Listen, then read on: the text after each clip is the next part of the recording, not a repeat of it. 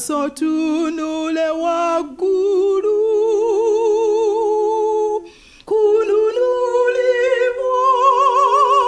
kwaffe ffenna kusembedde. Program Manya Ebiro teweetaaga kugisubwa. Tuula tuyige. Tuula tuyige. Omwagalwa ampuliriza naawe antunuulidde. Ntwala omukisa guno okulamusaako nnyo nnyini ddala mu linnya lya Mukama waffe Yesu Kristo. Yeebazibwe Mukama Katonda atusinkanyiza nate okubaako ebigambo ebyebuziba, ebigambo ebikulu ennyo, ebigambo bye weetaaga mu kiseera ekifaananga kino olw'okuteekateeka obulamu bwo. Ekifaananyi n'eddoboozi n'oyo gw'olabako ye Richard Kasumba, omuweereza w'enjiri ya Kristo nga nsinziira mu Ristack Foundation. Nze nkulamusaako n'okwanirizaako mu puroguramu yaffe eno ey'okutegeera ebiro, ey'okutegeera ebiseera. Ensi ezze ng'etankana, Yesu wakudda, adda ddi? Ne batyebeka ennaku, bano ne bateekawo zino, ne bateekawo ziri, n'abamu oluusi ne babafeerera eyo. Naye obubaka buno buzze mu kiseera kyabwo olw'okwagala okuteekateeka n'okukakasa, oba oyagala oba toyagala, enkomerero erina okubeerawo. Oba oyagala oba toyagala, Yesu alina okudda. Nga n'akaseera mpawe kaaga akasigadde ebyo byonna okutuukirira. Y'ensonga lwaki puroguramu eno ejja gy'oli okusitula ebirowoozo byo n'okukuzuukusa n'okukuteekateeka oolyawo n'okuzzaamu essuubi gw'abadde aweddemu amaanyi. Y'ensonga lwaki obunnabbi buyigirizibwa. Obunnabbi si kutiisatiisa, si kukanga na kulaga nsolo n'obubonero obulala bwonna, wabula kuwumbawumba ebirowoozo byo n'okuwa essuubi nti akasolo ke tugoba ku kizigo kwegali. Njagala n'okusaba mukwano gwange gwe antunuulira n'ampuliriza, owombeeke tuseemu Katonda ekitiibwa, tugende mu maaso n'ebyokuyiga byaffe. Katonda waffe omwagalo omulungi ow'ekisa, ogulumizibwe era oweebwe ekitiibwa. Tweyanzeege nnyo nyini ddala omukisa guno otukuwadde. Jangu obeera omusomesa waffe omukulu. Ebigambo bino bya buziba. Nange neetaaga Omwoyo Omutukuvu okunnuŋŋamya nga njigiriza. Mukama, kola ekitundu kyo eri obulamu bwaffe, kola ekitundu kyo eri omuddu oyo n'omuzaana wo awuliriza era alaba, ayige, ategeere, ate era ateeke mu nkola kyagwanidde okukola. Otubeere otuwa omukisa nga tubikula empapula entukuvu mu linnya lya Yesu Kristo Mukama waffe. Amiina. Mu byokuyiga nga bibiri emabega ebyakayita, nayanjula ensonga enkulu ennyo mu ssuula ya Danyeri ey'omusanvu. Essuula eyo bwe yakatugattako nayagala okulaga ensolo eziweranga 4 nnamba. Ng'ensolo ezo zaayolesebwa Danyeri mu kirooto. Naye ng'ensolo ezo twalabanga zitegeeza bwakabaka obwali bugenda okujja nga buddiringana. Naye twalaba ensolo ey'entiisa, ensolo ey'okuna nga yalina amayembe 10. Naye oluvannyuma twagenda okulaba nga waliwo ejjembe eryamera. Ejjembe eryo okumera lyalina okusimbulawo, it had to uproot amayembe 3 ne ligakuba ettale lyo ne limerawo. Naye twagenda okwetegereza ejjembe lino eryamerawo nga lyanjawulo ku gali amalala, era ne Bayibuli yakyogerako nti ejjembe lino terigenda kufaana nga gali agaasooka. Ejjembe lino twagenda okulyetegereza, Danyeri mu kuwandiika kwaligaziya mu ssuula eno ey'omusanvu olunyiriri lwa 25. Kankuzeeyoko nkusomereko kubanga wali mumanyi eyakaneegattako ng'oba oli ebigambo bino aguddemu bigwe aba tennaakutegeera kinyusi ekiri mu nsonga eno. Bw'osoma olunyiriri kanve ku 24 lugamba nti n'amayembe age 10 mu bwakabaka obwo muliva bakabaka 10 abaligolokoka, n'omulala alibaddirira aligolokoka. Ejjembe liri lyengenda okwongera okugaziya, naye talifaanana ng'aboolubereberye, naye alijjawo bakabaka 3. Ejjembe lino okumerawo lyasimbulawo amayembe 3. Mu bufunze ejjembe lino litegeeza buyinza, bwakabaka, bufuzi, naye agambye nti teryafaana ng'aboolubereberye. Lwaki? Twalaba nti ejjembe lino lyalina obuyinza bwa mirundi 2. Lyalina obuyinza obuli politiko, byebyobufuzi, ate n'obuyinza obw'ebyeddiini. It was a religio, or it is, kubanga kakati ate era weeriri. it is a religious and political power. So nga gali amayembe agasooka n'ensi ezasooka, they were just political. Zaali za byabufuzi. Babuloni, Bumedi ne Buperusi, Buyonaani, Wunzika ne Rumi. They were just political kingdoms. N'amayembe ag'Ameruka 10 nago, they were just political. Naye ejjembe lino erigenda okumera, ne Danyeri yayagala nnyo okulyetegereza n'okulitegeera. Kyavudde agamba nti naye talifaanana nga bali ab'olubereberye. Naye alijjawo bakabaka basatu.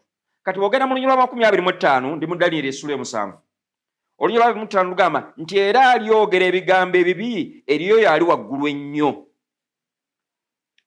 Akagambo ako ke nawunzikirako omubaka bwange obukyasembyeyo.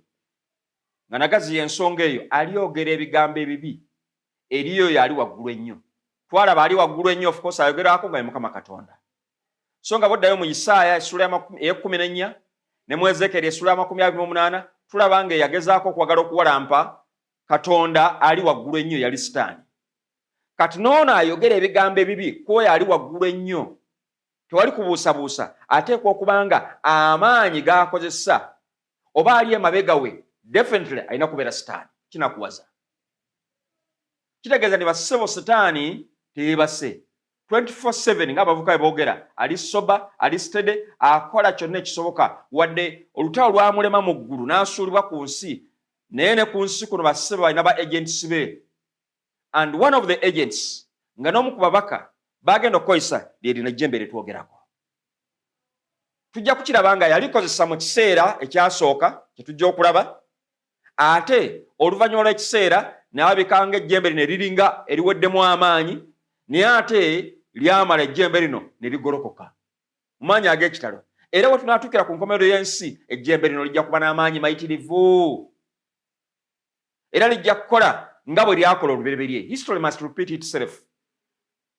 Nolwekyo mukwano gwange gwampuliriza n'awantunuulidde, njagala obeere mukakkamu, wuliriza ebigambo bino, saagala obeere na bias yonna, saagala obeere mu kwekika kwonna, oba ddiini oba kiki kyonna. This is a message from the master seat of God. Buno obubaka buva eri Mukama Katonda, kwagala kuteekateeka na kuzuukusa. Oyinza okuba nga olowooza nti wooli oli mu comfortable zone, naye ng'ate wooli wookya, ng'oli mu kuzikirira. Bassebo, tetuli wano kwogera bigambo biwoomera amatu gaffe. I'm not here for that purpose. Manya amatu gayinza okuba nga gakusiwa kuwulira biwooma. Naye Mukama bassebo ne manya wabanga ayogera naffe, waliwo ebigambo byaleeta gye tuli nga bituuka okubanga biyisa wakati ekigambo ekyaki ekyamazima. Gwawulira okkirize okolenga Mukama bw'ayagala, or else you are gonna perish. Twalaba nga ekigambo kye bayita okwogera ebigambo ebibi eri ali waggulu ennyo kitegeeza kuvvoola, Bayibuli kyetegeeza. Era twalaba ng'emirundi egisinga Yesu Kristo bwe yakolanga ebigambo ebimugamba okusonyiwa ebibi, yagamba omukazi omuntu osonyiddwa ebibi byo, bamugamba nti ekyogera kya buvvozi, gwe naawe osobola okusonyiwa ebibi, Katonda yekka yasonyiwa ebibi. Kye bataamanya nti Yesu Kristo, he was a God. Era obuyinza ali abulina. Era ensonga lwaki Mukama yamutuwa n'ajja ne ku nsi kuno nga yatwejjeereza ebibi byaffe, era yatufiira ku musaalaba, era obuyinza yabulina. Twalaba nga omuntu asobola okukyusakyusa mu constitution ya Katonda n'asobola n'okukola ebyo Katonda bye yandikoze kubeera kuvvoola. Ekyo Bayibuli kyeyogerako nti alyogera ebigambo ebibi kwoyo ali waggulu ennyo. Njagadde tusesetukeko tugendeko mu maaso. Ayogedde akagambo akali awo ke njagadde olwali okengenda okuba nga nzisaako essira. Agambye wamala okwogera ebigambo ebibi kwoyo ali waggulu ennyo, kyekiddako era aliteganya abatukuvu b'oyo ali waggulu ennyo. What is this now? Aliteganya abatukuvu b'oyo ali waggulu ennyo. Obukulembeze buno twamala okubulaba okusinziira ku definition so far, oba okusinziira ku characteristics oba ebyanjudde ebiraga ejjembe lino. Naawe afaayo okugoberera historical events oba agoberera ebyafaayo bwe zibiddiringana. Luumi ng'obwakabaka bwe bwavaawo bwakutukakutukamu obwakabaka obulala 10. Obwakabaka buno 10 bwamala nabwo ne buvaawo. Ejjembe lino litwalaba eryasitukawo twamala dde okukiraba nga bwe bukulembeze bw'ekkanisa eyatandikira e Ruumi n'ebuna ensi yonna. Obukulembeze buno tubulaba nga buli both religious and political. Kasita bwe batandika okuyingirira n'entebe ya Katonda, aliyogera ebigambo ebibi ku oyo ali waggulu ennyo. Bwe tulaba bakabaka bali abasooka ne buno obwakabaka obulala 10 tebwalina lutalo na ntebe ya Katonda. Naye ono kyovola nga tafaana bala alabika nga ye alumba ne Katonda. Bwe twogera ku Sitaani is not only political, he is also religious. Era kalunsambulira yenna oba olutalo lunene bassebo lwe tugenda okuba nalwo olunaamaliriza ensi eno tetugenda kubeera political. Never. It's a religion. Era gwe obanga oli mu ddiini yo nayo n'omatirirayo nayo n'obeera mu kino, don't joke around. Issue gye tuliko bassebo, it's gonna be another war. Ani asinzibwa, ani agwanidde. Era ekyo kyekijja okuvaamu na bino bye tugenda okulaba. Kaakati wano nga n'abatukuvu ba Katonda, Bayibuli bwegamba nti abatukuvu, tolowooza nti abatukuvu babeera political, abatukuvu babeera religious. Toyinza gamba nti oyo mutukuvu n'abeera nga mutukuvu kubanga yatalya nguzi, kubanga yakulembera bulungi ekitongole gundi. Obutukuvu bwe twogeraku wano ne Bayibuli okujjayo ng'obutukuvu bubeera mu byanzikiriza, bibeera mu byakukiriziganya ne Katonda.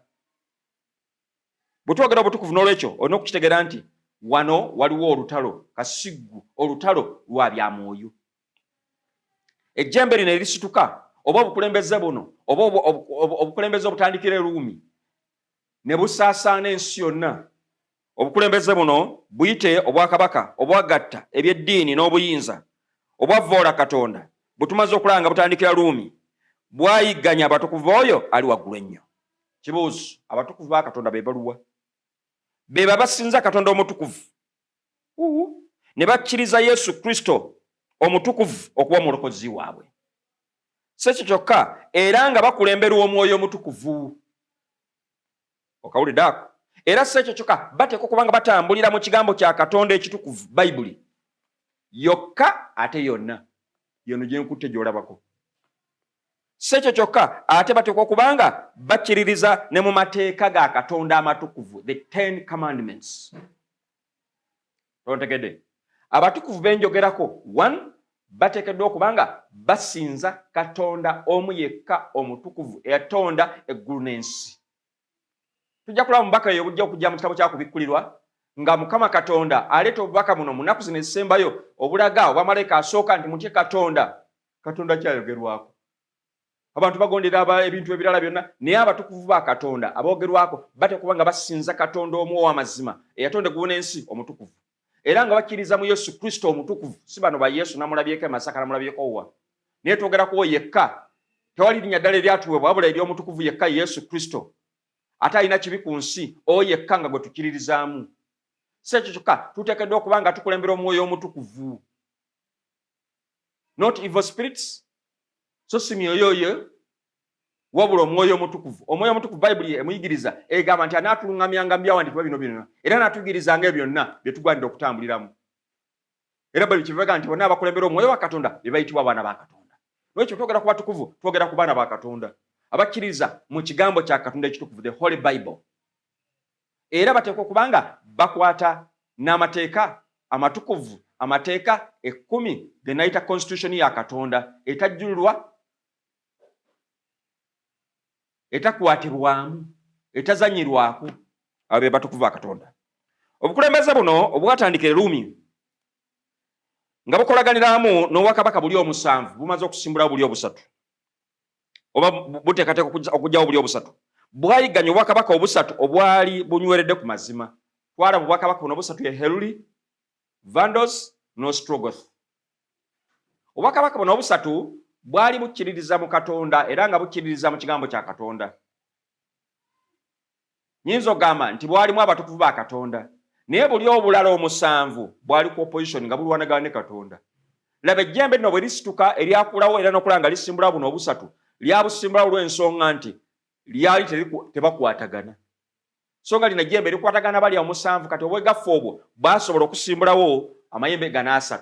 Kitegeeza bajjawo bano, naye babajjawo ground ki, ku musingi ki?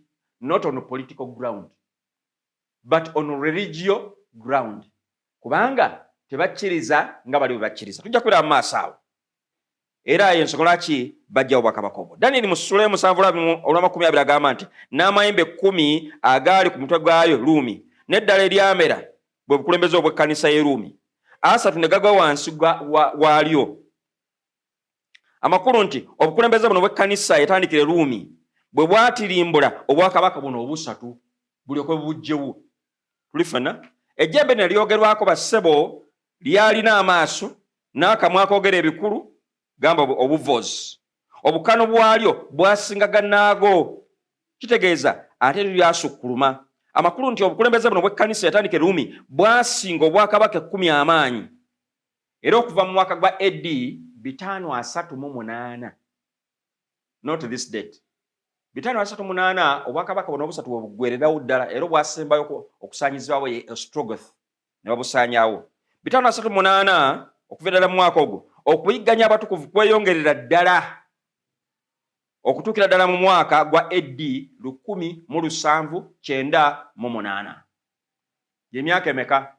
Lira 1798 toolako 538. Ojja kusigazaawo emyaka 1206. Can you imagine? Emyaka egiwera 1000 plus. Nga kye kigenda maaso. Njagala kukozesa ekigambo ekisitowa ng'obukafiiri obutandikidde e Ruumi in disguise nga bwefaananyanga bonna obw'eddiini naye ng'ate bukafiiri kubanga kasita beera nga buwakanya Katonda, bukontana n'enjigiriza ya Katonda, bukontana n'ekigambo kya Katonda, buba buzimbye ku musingi gwa bukafiiri nga n'amaanyi agali emabega waabwo maanyi ga Sataani. Manyika mategeeze gwantunuulira naawe ampuliriza njagala otegere kino. Sitaani tolowooza nti omanyi bagenda ne bamupaintinga ne bamulaga nga kisolo ekirabika obubi oba enje alabika obubi ne bamubaza ne bbulaaka ne bakola batya to create an image nti Sataani mubi nnyo era kalabika bubi era kalokola. Let me tell you, Satan is perfect. I mean is smart. Not perfect but smart. Era senga obadde omupaintinga he would be a very beautiful angel. Mu bukodyo bwe ne byakola is very smart. Gamba oyinza okulwawo okutegeera nti bino byakola ddala evil mubi. Lino ejjembe bassebo lye tuwogerako ngenda kulidreadingako kumala ekiseera olitegeere bulungi nnyo. Tujja kumala tulisinkaneko ne mu kitabo kyakubikkulirwa kuba buno bunabbi bukyagenda maaso nnyo. Ojja kulaba nga ejjembe lino liri smart, ensi yonna erikiririzaamu, eryagala nnyo, bukulembeze bulamba bwa kkanisa nnamba ey'amaanyi etandikira e Ruumi nga y'amaanyi. Ensi yonna gikiririzaamu era eyogera nti eno ekkanisa ebuna wonna. Naye kyannaku nti mu kuyigiriza kwabwo ne mukola kwabwo mulimu n'okuyiganya abatukuvu. Can you imagine? Era njagala kutegeeza amawulire agakyasinze okubeera ag'ennaku agawawaaza nti okuva mu mwaka 538 paka 1798 gy'emyaka 1206 gye njogeddeko, obukadde obusukka mu 50 bwattibwa nga bwattibwa lwaki? Olwakunywerera ku mazima ga Katonda. Gamba nti kitalo. Mumuyinza okubeera ku bino ebyennamugongo mbu baafiirira amazima ne balamaganga nga 36, but there are many people who have faced death. Leka ekkanisa y'abatuma battibwa baali bangi mu kyasa ekyasooka, naye ate mu kino ekiseera kimanyiddwa nga Middle Ages oba oluusi bakiyita Dark Ages. I prefer this word Dark Ages. Kiseera kya kizikiza. Lwaki? Kubanga amazima ga Katonda gaasambirirwa ne gasambirirwa ne gabuzaabuzibwa kugamba ensi eyali efunye omusana gwa Yesu Kristo n'ekigambo kya Katonda. Ekigambo kya Katonda nekigibwawo. Omusana ne guba nga guggiddwawo. Nga bogezaako kugyayo bw'oti omutwe tibane guno gwe musana gano ge mazima. They have to suppress you. Balina kulinnyako. Balina kutta. Era kankutegeeza okugwa kw'ekkanisa eno ngamba ekkanisa e Ruumi mu kyasa ekyo ekimanyiddwa nga Dark Ages kwatuuka okuba okwenkunala. Wano nno abasajja ba Katonda abeesigwa we baasitukira okuwakanya obukafiiri obwaddusituse. Mu abo mwe mwali abasajja abeebitiibwa ennyo abaagaana obulimba bw'ekkanisa eno egudde ne basalawo okutunira Yesu Kristo omulokozi w'ensi yonna n'amazima agali mu kigambo kye. Amiina. In every generation waliwo abasigalawo nga banyweredde ku mazima. Era Bayibuli eboogerako. Era mu kitabo kyakubikkulira Yesu leyo kubira olunyiro 10 aga nti beera nga mwesigwa newankubadde nga kitegeeza kufa. Even if it means death, bano basajja abamu kubo abalemerawo ne bagamba nti bakitegeeza kufa we are more than ready to face death. Bwetugera ku basajja nga basadwa kimesa kinabenego bali bamulidde obanga kitegeeza kufa bafi twabayigake mabegaawo naye Mukama abo n'asobola okubayisaawo n'abakukusa n'alwanira wamu nabo. Basajja ba Danieli babasudde mu bunnya bw'empologoma. Lwaki? Lwa byaddiini.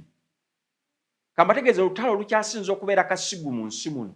Tebakulimbanga nti lwa Ukraine na Russia. Si lwa Third World War. Simanyi Second World War, First World War. It's a religious warfare. Lutalo lwa kabi naye nga lwesigame ku bya mwoyo.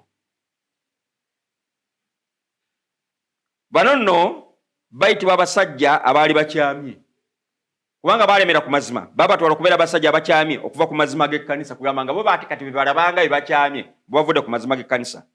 Era nga bwe tusoma Pawulo bwe yayigganya abagoberezi ba Kristo ng'alowooza nti baali bakyamu na bano bwe balowooza. Pawulo bwe yali ayigganya ekkanisa bayita ab'ekkubo yalowoozanga nti yali ku kituufu. Kati na bano abali mu kkanisa eno egudde ng'amba ey'Eruumi eyogerwako wano nga ejjembe bo balowoozanga nti kye baliko kye kituufu naye nga be bayigganya balowooza nti bavudde ku kituufu. Abasajja ba Katonda bano baatandika okuyigganyizibwa obubi ennyo ekkanisa y'Eruumi nga ye bayigganya. Gamba nti kitalo. Ekiwandiiko ekyalimu ekiragiro eky'okuyigganya okutaali kwa buntu kyafulumizibwa omukulembeze omu amanyiddwa nga Innocent oba muyite Papa Innocent owookuna ekyayitibwa Ad Astropanda. Wano twalinawoko ku panda gaali kakati na kino oba nakiyita panda gaali naye kino kwe bakiyita Ad Extropanda kyali kiragira okusaanyizaawo ddala abo bonna abavudde ku mazima g'ekkanisa. That is in quotes. Abavudde ku mazima gaaki g'ekkanisa balabibwanga abavudde ku mazima g'ekkanisa kubanga enjigiriza eno y'ekkanisa eno yali esitudde ng'ejjewe esambazze ekigambo kya Katonda nga bwe kiri mu bujjuvu bwakyo eyingizaawo enjigiriza zaayo ziyite dogmas ziyite ne traditions zaayo kakati nga ze zigenda zibeera promoted ze zigenda zitulibwa. Naye abasajja ne bavanaga nti naye but the Bible says. Era kankutegeezi ekyava ne mu kino ne Bayibuli zaggyibwa ku bantu. Ng'okusanga ne Bayibuli nakyo kyennyini kimala okukubya emiggo ne bakutta. Lwaki? Kubanga bw'onoosoma mu Bayibuli ate ojja kuggyayo amazima. Sibola basitaani bwali omulabe nnyo. Abakulembeze b'amadiini bakabaka b'ensi n'abantu ba bulijjo bonna baayitibwa okusitukiramu okwegatta ku kkanisa okukola omulimu guno. Mulimu ki? Ogw'okuyigganya abantu abajeemedde ekigambo ky'ekkanisa. Mu kukola kino ekiwandiiko kyayongera ne kiwa ebbeetu abo abaali ab'okutta abatukuvu okutwala ebintu byabwe. Baasuubizibwa nti buli muntu yenna anatta oyo abuze okuva ku kkanisa yali wa kusonyiwa ebibye byonna. Can you imagine? Kwegamba eno ekkanisa yasuubiza abantu abanaayigganya abatukuvu abagamba abayitibwa nti bavudde ku mazima nga bagamba nti singa onoomutta oba nofunayo akakodyo konna akasobola okumuggyawo tujja kukusonyiwa ebibyo byonna. Can you imagine? Ani asonyiwa? Gwe omuntu gw'osonyiwa ate nga ne gw'osonyiwa ebibi bye kubanga asse atirimbudde ate omutukuvu wa Katonda ekyo nga kikusonyisa bibi gamba nti kikongerayo bwongezi mu geena. Ekiwandiiko kino eky'obulabirizi kyakakasa enkola eyali ey'okukozesebwa okulumiza ddala abantu bonna. Ebigambo bino bye nsoma mbisimbula mu bitabo by'ebyafaayo. Babylon's Mystery kitabo ekyo kirimu ebigambo bino. Pozi waliwo n'ekitabo ky'ojja okusoma bakiyita nti ensibuko ya Christmas, Easter ne Sunday worship. Lwekyo njagala otegeere mukwano gwange nti bino ebigambo bituliko bassebo si byakuniina si byakusaaga. Ekiwandiiko kino eky'obulabirizi kyakakasa enkola eyali y'okukozesebwa okulumiza ddala abantu bonna abaali bayitibwa abakyamu. Wano n'abantu bagezaako okutetenkanya ne banoonyereza engeri esinga okubonyaabonya n'okulumya omuntu. Emu ku nkola eyasalibwawo era eyasinga okukola mu kiseera ekyo y'okukozesa ekitandaalo. Balina ekitandaalo kye baakola. Bwe naaba nsobodde nja kukikulagako. Kino kyalinga ekimeeza ekiwanvu ekyawanikibwangako abo bonna abaabanga bakwatiddwa ne babasiba emikono n'ebigere omugongo ne gusigala mu bbanga kugamba ng'olengezi basibye eri emikono naye no baleeza amagulu kati omugongo gusigadde mu bbanga. Awo ne balyoka baleega emiguwa okutuusa ennyingo lwe zaayawukanangamu ne zinnaazo. Kino kyaleeteranga obulumi obungi ennyo eri omuntu oyo. Ekifaananyi ekyo njagazaako kukikuwa kubanga ano nkirina naye oyinza obutakiraba bulungi, naye njagazaako nkikuwe osobole okukiraba obulungi. Baakozesanga pini ez'amaanyi okutundulamu enjala n'ebigere n'ez'engalo zaabwe, ng'enkata ezookya ennyo zibafumita mu bantu mu bitundu okukirala wansi ebisinga okuluma ennyo, gamba nga obukongovvule n'ebitundu ebirala byonna, gamba okulaba ddala ng'omuntu ono bamuteekeddala mu peyini empitirivu ennyo. Ebyambi ebisala ennyo awamu n'emisumo eno byonna byakozesebwanga okutta abo abayitibwa abakyamu. Tunuulira obulumi obufaana bwe buto, naye ng'ekissa abantu abo kiki? Kunywerera ku mazima. Kubikkulwa bw'agamba nti beera nga mwesigwa newankubadde nga kitegeeza kufa. Abasajja ba Pawulo, abasajja baani bonna tubasomako baagumira okufa. They persevered. Baagamba nti oba kiba kikole ki nga Yesu yagumira omusaalaba. Waliwo enkola endala yali ya kyuma nga bakozesa kyuma. Baateekawo enzita endala eyitibwa iron virgin. Kino kyali kyuma nga kirimu ebituli wakati, obuwanvu n'obugazi bwakyo nga kyenkana n'ekiwumbe ky'omukazi kyeyayimirizanga mu maaso gaakyo. Mu kinnya kino wansi waalinga wateekeddwawo obwambe obusala ennyo, era muno mwasuulibwangamu abantu. Ekyuma ekyo ne kiryoka kibanyiga ne kibasalaasala. Ekyewuunyisa, ebintu byonna byakozesebwanga okutta n'okubonyaabonya abantu abo bonna, naye nga battibwa ki? Kubanga baganya okugoberera obukaafiiri. Bo ge bayita amazima, naye ng'ate abasajja bano banywedde ku mazima. Ekyuma kino baamansirangako n'amazzi ag'omukisa, kugamba baakimansirangako n'amazzi ag'omukisa, era nga biwandiikiddwako ebigambo eby'Olulatini Soli Deo Gloria, ekitegeeza nti ekitiibwa kibe eri Katonda yekka. Laba abantu be battibwa mu ngeri efaana bwetyo. Abantu abakwatibwanga oluusi babambulanga engoye zaabwe, ne babasiba emikono kayita akandooya, ne baddiranga obuzito ne babusibira ku bigere byabwe. Kati awo ne balyoka bafuna jeke n'ekoona buli nnyingo okutuusa lwe zaayawukananga ku zinnaazo. Era emigwa gye babasibanga gyayingiranga munda oluusi ne mu nnyama okutuukiddala ne ku ggumba. Kugamba nga bagezaako okulaba nga batulugunya abantu bano.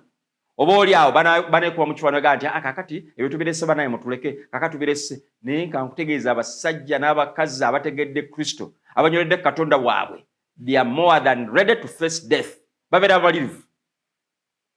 Entulugunya eyo yonna yakolebwanga yalingako n'empeera. Can you imagine? Omuntu yakomyanga okuyiyaayo embonyaabonya esinga okulumya n'empeera gye yakomanga. Can you imagine? Gwanga buvaayo ne vazo naga nti kati njala tukozesa enkola eno nga obubonero bweyongera. Abantu abalala abawandiikibwa ku miti ne balengejja nga nabo kugamba bagezaako kubatulugunya mu ngeri efaana bwetyo. Era nga wano abasumba b'ekkanisa baabanga bakutte emisaalaba okuwa abo bonna abandyagadde okwegaana ne badda mu nzikiriza yaabwe. Gamba babeeranga wali abasumba nga bagamba nti abo banga oliredde okubita nga tukuleka nga tukuwa omusaalaba, kugamba ate si tungomalirira gugamba nti nze bimanye. Enkono bassebo ey'okutulimbula abantu ku miti yakola nnyo mu Netherlands. Abakkiriza 21 bawanikibwa ku muti gumu. Ebyo mbijja mu kitabo kye bayita Read Path History of the World volume 5. Abo ne batyo mu ngeri efaana bwetyo. Mu mwaka 1554 Francis Gamba, ono oli musajja gwe njagala otegere bulungi ebimukwatako, eyayitawagira kutta abo abawakanyiza enzikiriza y'e Roma. Kasita yategeezebwa n'ategeera bulungi nnyo amangu gwe yakwatibwa era n'asalirwa gwa kufa. Ng'atuusa mu ttambiro baamutwalira omusaalaba, kugamba agukwata agukkirize asobole okwegaana biri byabadde akola. Naye yagamba bw'ati nti ebirowoozo byange bijjudde amazima n'obulungi bwa Kristo, era seetaagira ddala butundutundu bwa buti obutalina mugaso gye ndi. Ebyo nze saagala. Nze temumpa obwo, nze ne Yesu wange namutegeera namukkiriza, si kwambala misaalaba, si kukola biki, nze bye bye ndiko, nze nategeera omu Yesu Kristo. Amangu ddala nga yakamala okwogera ebigambo ebifaananga ebyo, olulimi lwe lwasalibwamu. Njogera ku kigambo kiri nti aliiganya abatukuvu oyo ali waggulu ennyo. It's biblical. Twalusomye mu Daniel sura 7:25 bwe yakatugattako. Tukola exegesis tugezaako gazi olunyiri luno lutegeeza ki? Aligganya abatukuvu b'oyo ali waggulu ennyo. Ejjembe lino obukulembeze buno bw'ekkanisa eyatandikira e Ruumi bassebo bwatulugunya ne butta ne butilimbula abatukuvu ba Katonda. Can you imagine? Nga abatukuvu banyweredde ku mazima ga Katonda ate ng'eno ekkanisa eyandibadde ebeera ku mazima ate yasesetuka neva ku mazima. Tujja kumulaba eyo maaso ng'ayogerwako ng'omukazi yayenda. Ng'ekkanisa yagwa. Naye omusajja ono bw'atyo bamusalamu olulimi era n'ayokebwa. Abalala abaagaana okujeemulukira ekkanisa eno ey'e Roma baabayiwangamu obuuma obusaanusibwa mu matu ne mu kamwa. Bamaze kugamba obusaanusa n'omuliro kati ne babatonyeza mu kamwa kaabwe. Amaaso gaabwe gaatundulwangamu n'akuuma akateekamu obuti mu nzigi. Ate abalala baakubibwanga n'obukambwe obuyitirivu okutuusa lwe baafanga. Abamu bawalirizibwanga okuvanga ku kasole k'ennyumba empanvu ne babasuula wansi basobole okubatta nga bafa mpola mpola.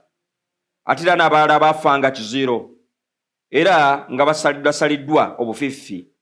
Era babawanga omusulo gwabwe gwe baafuuyisanga wamu n'obunyama bwabwe ne babulya okutuusa bambi lwe baafanga. Kuyigganya aligganya abatukuvu b'oyo ali waggulu nnyo. Bwe baatuukanga ekiro abo bonna ababanga bakwatiddwa baasibwanga ku njegere ne babasibira mu kisenga wamu wansi wa siminti.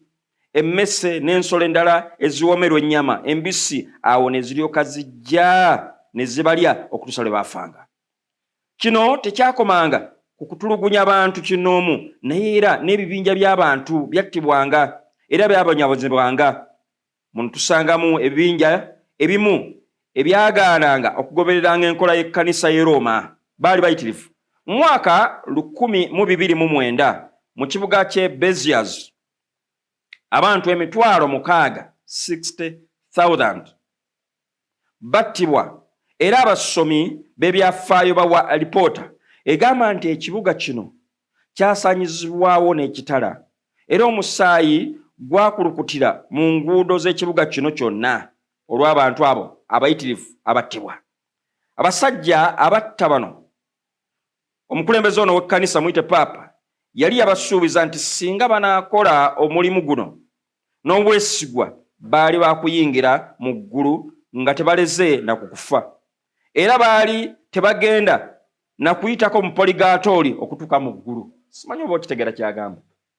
Kugamba bano abatulugunyiza ne batta mu ngeri efaana bwe ne batta abantu abafaana bwe bati abalabika nga baopozinga ekkanisa eno eriwo mbubo baasalawo ne Paapa n'abalangira naga nti amwe temujja nagenda butereevu mu ggulu temugenda kulega kufa.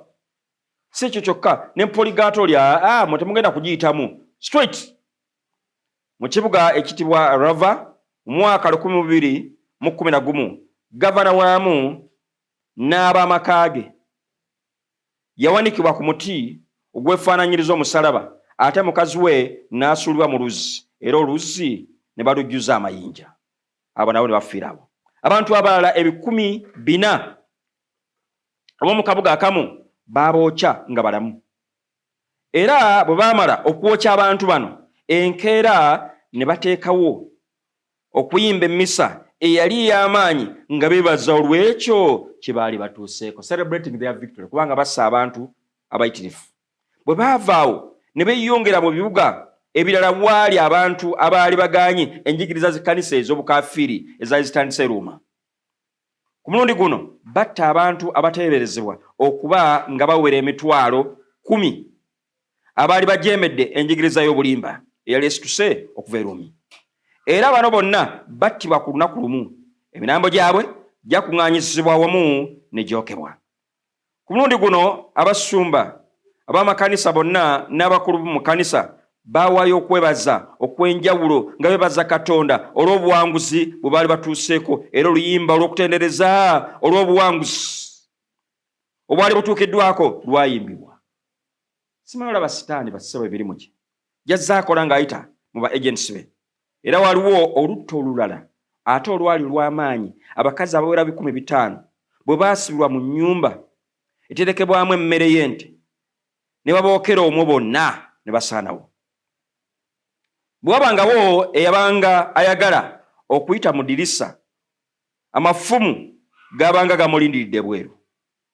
Eri abasomi b'ebitabo kino tetulina bigambo bye tuyinza kubalekera kujjayo ebyo byonna Pawulo bye yagamba. Yokaana omutume n'agamba nti bassebo ne bannyabo mujja kusulibwa mu makomera, mujja kuyigganyizibwa. Yali abiwandiikira ekkanisa y'e Sumuna. Naye awunzika ebigambo ng'agamba nti beeranga mwesigwa newankubadde nga kitegeeza kufa, nange ndi kuwa engule ey'obulamu. Omwagalwa mpuliriza, lwaki ndeese ebigambo bino kugirayo ejjembe lino litegeere. Buno obukulembeze bassebo katandika butandisi. Njagala kwanjulira kulaga nti bassebo ebigambo bino byabikkulirwa Daniel nga tebinaba na kubaako kiseera bwe kyatuuse, kubanga bino babimwanjulira ekyabula emyaka nga 7 Yesu azaalibwe. Naye byamala ne bituukirira. Kugambe nti okuva 538 AD gaje emyaka 538 okuva Yesu yazaalibwa n'abeerawo ku nsi n'agenda ne mu ggulu 538 paka 1798. It was a period of dark ages. Kiseera kya kizikiza, kiseera kya kuyigganya abatukuvu oyo ali waggulu ennyo, kiseera kya kuvvoola Katonda. Kugamba ejjembe, kankose ekigambo kino, lyakola nga bwe lyayagala, nga tewali alikuba ku mukono. Situla ennyindo, situla omutwe ogambe nti agano ge mazima. Bakusaanyaawo. Enzita nga zaali mpitirivu ze nkuyitiriddimu, naye nga tezikolebwa political kingdoms, tezikolebwa ba byabufuzi, wabula zikolebwa bakulembeze ba ddiini. Naye nga bakikola nga bagassa obukulembeze obw'ebyeddiini n'obw'ebyobufuzi, both religious and political. Naye omulabe Sitaani bassebo ne bannyabo azze ng'akola emirimu gye mu ngeri efaana bw'eti. Ne mu nnaku ezisembayo ajja kukikola. I'm not here to scare you, siri okutiisatiisa, but just to prepare you for what is coming very soon. Saagala osagasagane, njagala obeere mu programu eno, njagala weetegereza ebigambo tugenda okuyiga, biri bibiriko, biri historical, bijjayo bulungi ensonga zino, wa gye tuva, gye tutuuse ne gye tulaga. Waliwo olutalo kasiggu oluzza lulwanibwa ku nsi kuno. Sitaani bwe yawangulwa mu ggulu bassebo n'asulibwa ku nsi kuno. The war has continued and it is going to continue until when our master, our King of Kings, our Lord of Lords, Yesu Kristo lwanajja. Oba oyagala oba toyagala, you must participate in this warfare. Lutalo ojja kuleeta bamu. Kiringa mpologoma kubanga zirwawo. Njovu bagamba zitango when two elephants fight. Enjovu bbiri nga zirwanagana. Omuddo teguyinza kweyibaala. Wadde Sitaani yalwanyisa amazima ga Katonda, goyinza okulaba nga olutalo wakati wa Sitaani ne Katonda. But this is a war which must involve you. Luteekwa okuba nga naye lukuzingiramu. Gwadde olinga muddo, naye luno olutalo bassebo olw'okuva lwewasalawo n'oga nti nsazeewo okukkiriza Katonda, nsazeewo okugoberera Katonda olukkiriza Yesu Kristo ng'omulokozi wange. You declared war. Walangirira lutalo. Sitaani si musanyufu n'akatono. Kati bwe nyimirira ano nga nyigiriza amazima nga gano, manye eriyo abanyoola, eriyo abayomba, eriyo abawulira obubi, kale omusajja oyo ayogera ku bino. But these are facts. Era bw'oyagala njagga kuweereza amazima. Bw'ayagala obulokozi, you'll make your choice for the good. Bw'alemera ku nzikirizayo, you are gonna make a choice but for your destiny, which I predict is may be hell. Bw'onooba nga tokomye ku kigambo kya Katonda. N'ekyo mwagala mpuliriza, kyenjagala okukusaba okomewo eri ekigambo kya Katonda. Okkirize Yesu Kristo ng'omulokozi wo. N'ekyo mukwano gwange kyenjagala otegeere nti kino kye tuliko bassebo lutalo sematalo. Wuliriza, bw'ogenda mu katundu akaddako awo agamba atya nti era alirowooza okuwaanyisa ebiki ebiseera. Kikyayogerako omulabo omukulu mu kikolwa kino obukulembeze bw'ekkanisa y'Erumi buyita obwa Paapa kye bwatuukiriza mu kino kyeki kwe kugezaako kukyusa olunaku lwa Katonda olutukuvu giyite Sabbiiti, nga bagijja ku lunaku lwa Saturday, olunaku olw'omusanvu nga bagizza ku lunaku lwa Sunday. Ensi yonna bassebo olwaleero eri mu bulimba obufumbekedde. Kabeere ba profesa, kabeere abasajja abasomera abalina zi doctorates, kabeere abakazi abayivu n'abasajja abayivu, kabeere abaawa n'abaawa. Bw'obabuuza olunaku lwa Saturday bakugamba nti lwa mukaaga. Have you ever taken trouble to ask why? So nga nasale baazisoma ne bamanya days of the week: Sunday, Monday, Tuesday, Wednesday, Thursday, Friday, Saturday. 7 days make a week. Nga twakayimba. kalenda zonna ezibeerawo zibadde zijjanga zikulaga nti Sabiti ebeerawo olunaku olw'omusanvu lubeerawo ku Saturday. Sunday is the first day of the week. Naye kakati Sitaani akoze kinene nnyo tine kalenda kati batandise okukoleza ebicupuli. Batandika na Monday era nze n'ogimpanga ennyirira etya waliwo yagimpaako nagisuula nayo mu sitowa yange sagala kubeeramu ebya bulimba. Mbuulira amazima ng'ate mu deal on disciplines y'obulimba. Era njagala kulabulamu abalina ebitongole by'obuvunaanyizibwa banayigiriza amazima. Don't take such calendars. Ngetandika ne Monday. You are misleading many. Akakode ka Sitaani atandika ne Monday abuzebuze ensi nti wiiki etandika na Monday ekomekereze na Sunday. Nga banyweza enjigiriza y'omukungu ono ejjembe lino erigamba nti alirowooza okuwanyisa ebiki ebiseera. Bayibuli eri clear ng'eraga olunaku olw'omusanvu bwe banga yogera ku Yesu Kristo olunaku lwe yafa egamba nti yafa ku Friday. It was Friday. Soma Good News Bible. It was Friday and the Sabbath was about to begin. Erugane gandi lwa olunaku lwa kuteekateeka Sabiti ng'eneeberawo enkya. Ensi yonna ekimanyi nti Good Friday lwe lunaku Yesu lwe yafiirako. Kitegeeza babanga yafa ku Good Friday. Kitegeeza olunaku oludira Sabiti ng'eneeberawo enkya. Which day follows Friday? It is Saturday. Kitegeeza nti Sabiti ebeerawo ku lunaku lwa kumeka lwa Saturday. Era bw'osoma Good News Bible chapter 24 eya Luka olunyiro olusooka aga nti very early on Sunday morning ey'oluganda ega nti ku lunaku olw'olubereberye mu nnaku omusanvu, making it clear nti olunaku olusooka mu nnaku omusanvu ye Sunday. Naye kinakuwaza kiwawaza amatu okulaba nti omumpembe ono mu kigendererwa kye yasalawo okulaba ng'abuzaabuza amazima gano, okulaba nga ajjulula enteekateeka ya Katonda agize ku lunaku lulala. Njagadde nkomaawo olunaku lwa leero. Nja kubanga ngaziya ensonga eno manyi tonnaba kugitegeera bulungi. Ejjembe lino okulowooza okuwaanyisa ebiseera. He will think to change the times. Njagala kwongera okukigaziya. Mubaka wange ogenda okuddako ngenda kubanga nkisesebbulira ddala. Nkuleetera n'ebitabo bingi ebikyogerako n'obuyinza bwennyini engeri gy'abuclaiminga ye kennyini ng'alaga nti alina obuyinza obusobola okuwaanyisa Sabbiiti ya Katonda. Basebo eno Sabbiiti gye njogerako, it's gonna be another war. Lugenda kubeera lutalo lwennyini kasigu.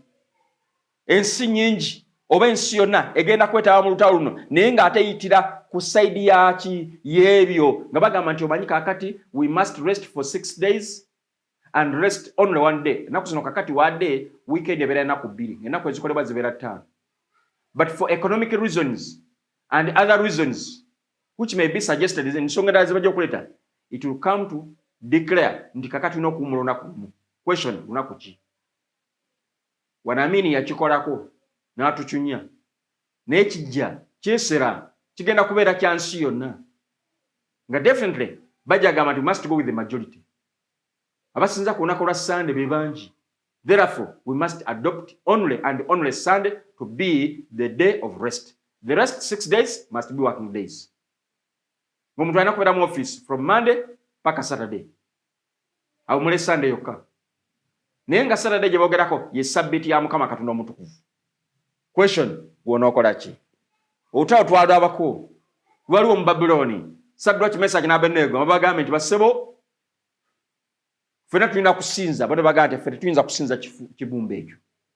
Lwali lutalo naye Mukama yawunzika awangudde ng'awanguliramu n'abasajja bano. Haleluya. Sagala weeraliikirire. Teekateeka obulamu bwo, nkomawo aye tusumule tugende maaso. Kiki kyategeeza? Mukama nsaba kumpeera omukisa. Njagadde nsabeko naawe. Manyi nga gwe omu kwabo abamalidde okuyimirirawo ku lw'amazima.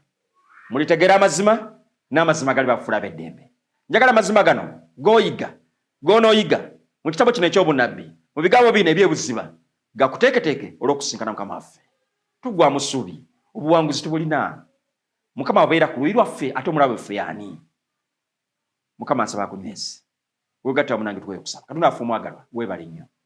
Ebigambo nga bino Mukama bireetedde mu kiseera ekituufu eri abantu abatuufu. Olw'ekiseera ekituufu kye tulimu. Nga Mukama tweteekateeka olw'okusinkana. Omulabe Sitaani akola kinene okulwanagana n'amazima, akola kinene nnyo okulaba ng'abuzaabuza amazima, akola kinene nnyo okulaba ng'atuyigganya, tuyigganyizibwa obudde okuziba obudde okukya. Naye Mukama Katonda nsaba Mukama oyimirire ku lw'omuddu oyo ne ku lw'omuzaana we. Nga bw'ayimirirawo n'obeera wamu n'abasajja Basaddaki n'obasumulula nga bali mu kikomi ekyaka, n'obeerawo n'oziba akamwa k'empologoma. Danyeri n'omukugira eri obubi bonna Mukama bwe kibanga kisoboka kikolera omuddu oyo. naye banga kitegeeza kufa kabafiirire ekigambo kyo, kabafiirire amazima ago ge bategedde.